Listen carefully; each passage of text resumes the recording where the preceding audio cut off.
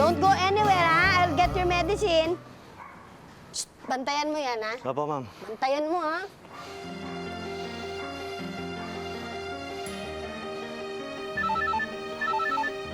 Hello, pasok kayo kaagad, ha?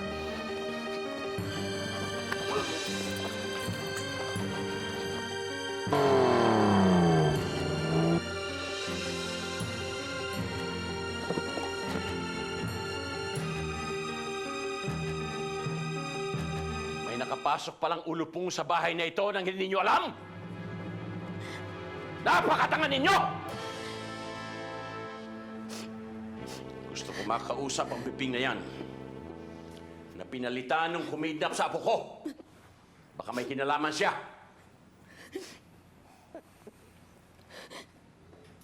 O baka naman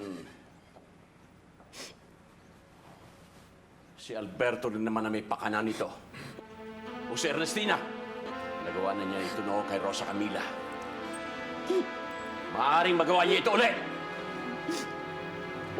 You're all fired! Get the hell out of here! Saan ko hahanapin yung anak ko? May sakit siya. Baka ko na mangyari sa kanya, Dad, habang nandun siya. Anak, makikita rin natin yun. Huwag ka mag-alala. Wala kaya kay Carlito? Tinawagan mo na? Tinawagan na namin eh. And, Senator, according to the Valientes, si Lester rin po yung anak ni Carlito at Phoebe kinidnap din. Halos magkasunod yung kidnapping incidents ng dalawang bata. Ano? Walang ibang gagawa nito kundi si Ethan. Si Ethan lang naman ang nagbabanta sa amin eh. Okay. Check all possible leads. Dapat alamin ang lahat ng detalye. Iisa lang kumidap sa apo ko at sa anak ni Carlito. Asturias, kausapin si Vice Governor tungkol kay Ethan. That son of a bitch will have to pay for this if he's really behind this mess. I'll attend to that, Senator. Amanda, Yes, Dad. news blackout muna. Mahirap na. Okay. I don't want to risk Charlie's life.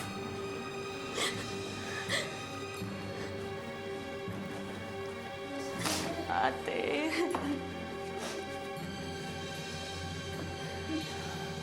Ikaw ba ang may kagagawa ng pagkawala ng dalawang bata? Of course not, no, Mami. Pero, sa tingin ko, ang sabi nila si Ethan. Kung sino man ang gumawa nun, pagpapasalamatan ko pa.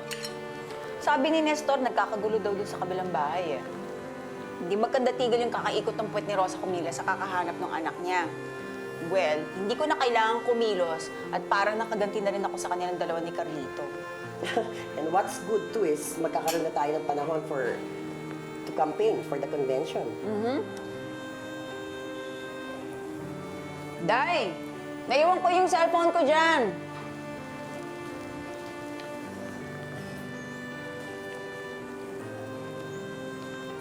Hello? Alberto? Naku, good news!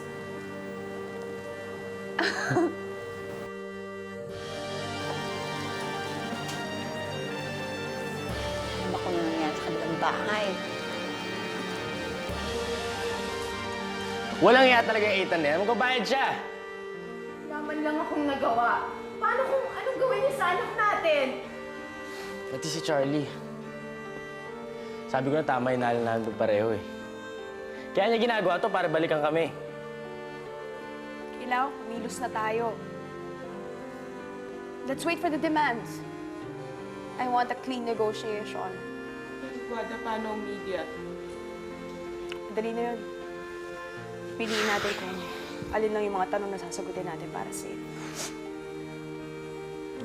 At ang diablong dumaya sa kanila ay itinapo na sa dagat-dagatan ng apoy at asupre, kung saan naroroon ang mga hayop at mga bulaang propeta. At sila'y pinahihirapan araw at gabi magpakailanman. Paloma, lumapa ka na. Hindi dapat pinapaantay ang Panginoong Ama.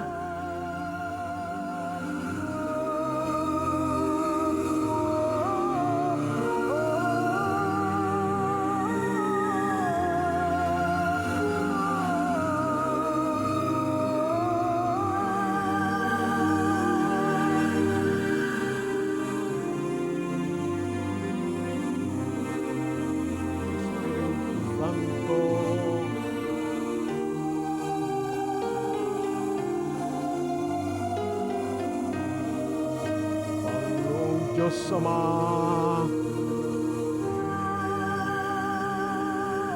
Inaalay namin sa inyo si Paloma. Anong ginagawa niyo sa anak ko?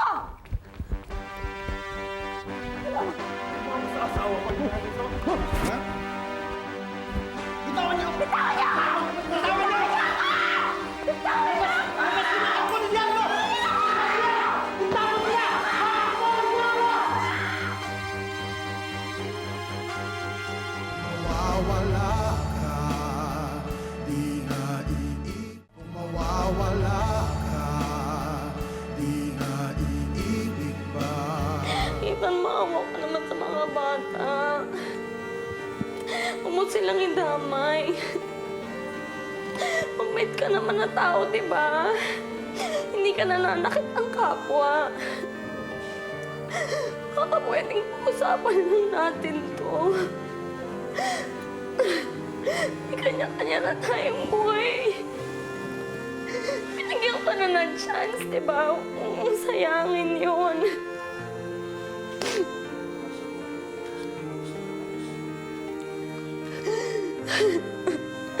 Hindi ko na alam kung anong gagawin mo. Sigurado na sa peligro buhay ng mga bata kasi handa siyang ipagpalit yung kalayaan niya para magawa yan. Ako na lang kaya ang pumunta. Ma, hindi pwede. Kailangan ako tsaka si Carlito ang pumunta doon. No, Rosa Camila.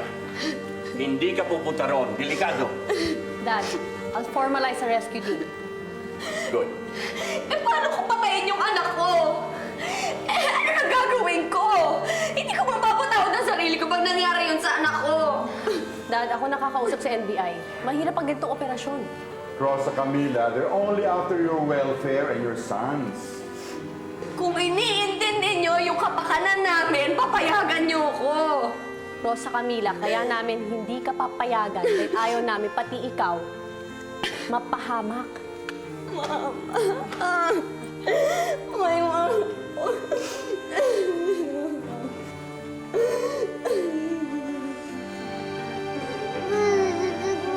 Oh, kumain kayo.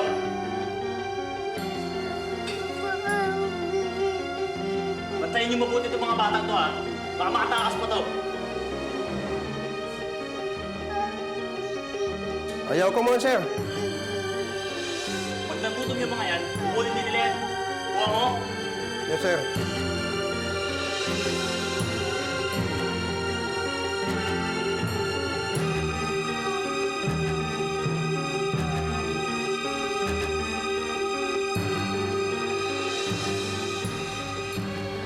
Nabalitaan ko. Baka may tutulong ako. Salamat, pare. Baka mami, anong gawin sa'yo ni Ethan? Kanabaliw na yata yun eh. Ano ba, hindi ka ba natatakot sa gagawin mo, ha? Buhay ng mga anak ko nakataya dito. Handa ako sa kahit na anong mangyari. Everything will be alright, okay? Everything will be all right? Delikado nga! Paano ka nakakasigurado na dalawa kayong makakarating dito ng ligtas? Baliw na nga si Ethan. Naiintindihan mo ba yung baliw? Walang matino tao makakagawa nun! Pero, Tumahimik ka na! Sa akin ka makinig! eh baka pag bigla tayo sumugod, mabangkay na yung mga anak ko. Diplomacy muna. Mga anak mo! Charlie is not your son. Alam niyo kung totoo. Taligtasan na nila ang priority ko. Kaya kong proteksyonan ang pamilya ko. Tulig salt sa report, sir. Tulig-tilos na po intelligence. Dapat lang. Ma, hindi ba mas maganda kung pumunta na kami ni Carlito doon para matapos ng lahat ng ito? Hayaan mo na ang daddy mo. He knows what he's doing. Eh, paghuli ng lahat. Tama na. Ano siya?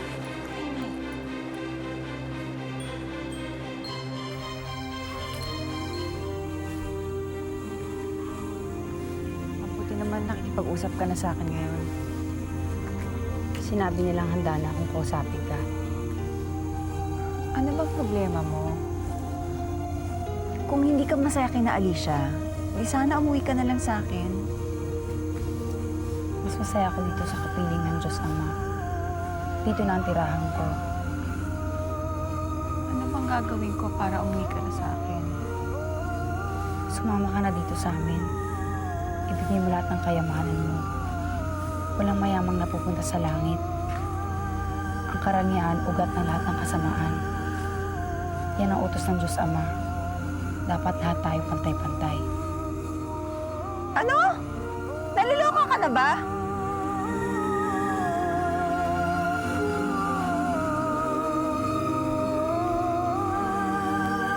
Paloma! Alam ko yung nararamdaman mo. Ganyan-ganyan din ako nung pinatukot ka ni Ernestina eh. Pero mas nag-aalala ako, Ma, kasi yung kondisyon ni Charlie, may karamdaman siya. Nagawa na naman natin lahat eh. Lahat-lahat na. Magdasal na lang tayo, malalagpasan din natin to. Rosa Camila, kailangan mong magpahinga. Ibig sabihin, kailangan pwede mong pabayaan tong sarili mo.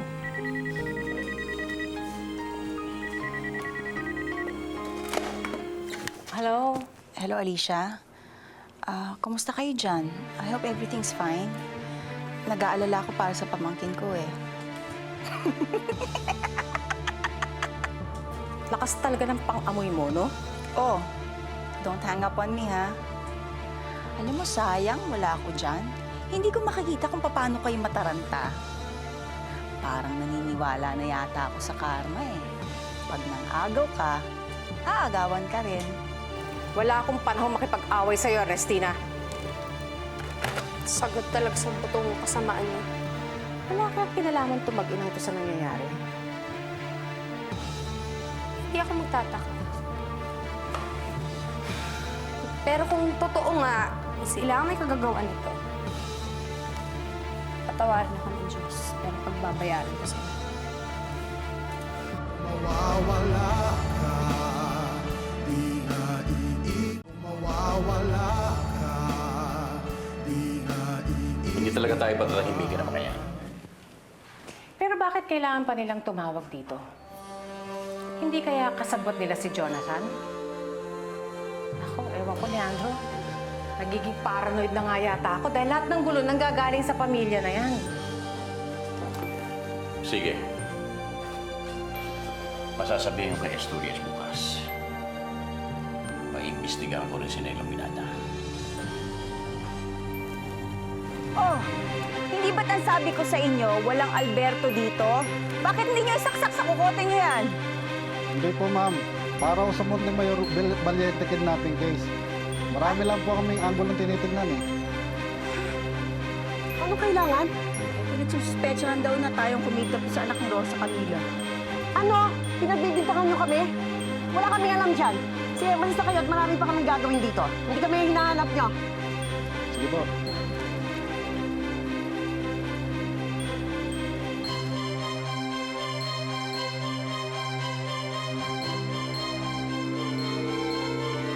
Inspector, I hope you can mobilize the rescue operation as soon as possible. Hindi natin alam kung anong kayang gawin ng kumidnap sa apo ko. Rest assured, Senator, we are doing our best. But my main concern is the safety of the kids during the rescue operation. Lalong-lalo ng apo ko. Don't worry, sir. We'll do that. Okay. Thank you very much. Right. Nalulungkot ako sa nangyari. Thank you po, sir, sa concern. Well, I'm offering reward money para sa kung sino man ang makapagtuturo kung saan nagtatago mga kidnappers na yan. We appreciate that very much, Mr. Locsin. Thank you. Well, that's my humble contribution para ma-solve na kagad ang problemang ito.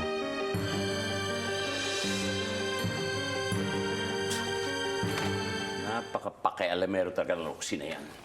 He gets into my nerves. He's using our agony as mileage for his political career. The nerve of that man. And Senator, I heard na si Governor Salgado ang gagawin niyang Vice President in case he gets chosen as lakbay standard bearer. At pumayag naman si Romina. Sir, si Mami Limanata, sir. Leandro, bakit mo kami dinadamay sa kidnapping na yan? May mga pulis na pumunta sa bahay at iniimbestigahan kami. We are not the culprits, kaya tigilan mo na ako.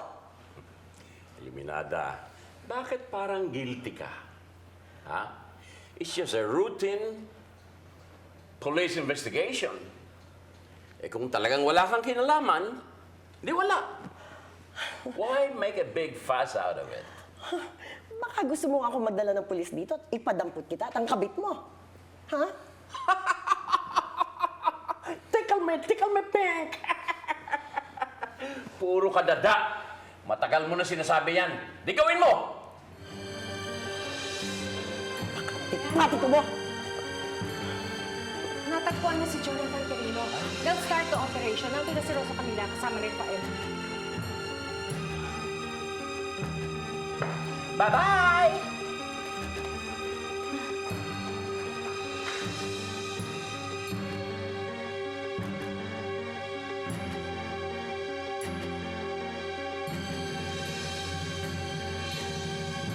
Ngayon ang araw ng inyong pagbibinyag, kung saan dadaloy kay Jesus ang Espiritu Santo na sasanib sa inyong katawan para maging isa. Magiging tapat kayong tagapaglingkod pagkatapos nito. Ialay na ninyo ang inyong mga sarili sa Panginoon.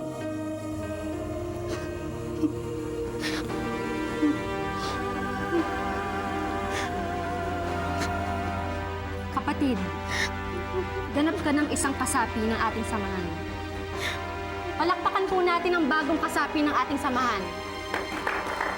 Patuloy na lumalaganap ang ating ebanghelyo. Halika na, anak.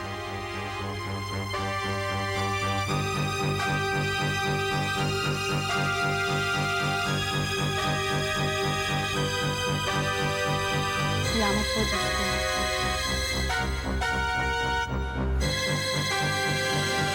Baka tayo niyong kumain. Gusto ko si Mami. Pupuntahan kayo dito ni Mami at Daddy. Just wait for them. Okay? Chef, napaligiran tayo ng mga pulis. Ano? Dali kayo! Tatakas natin mga bata!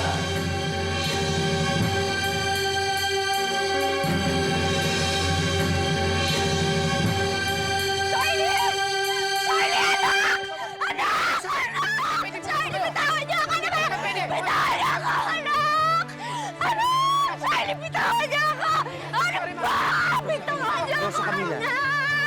Kailangan ka. Ano ba? Anong ginagawa niyo dyan? Matakatayo na kayo! Gumawa kayo ng paraan! Hindi mo makakakita! Ano ba? Sa mga pulis, alam nila yung makakabuti. Ano ba ba kayo?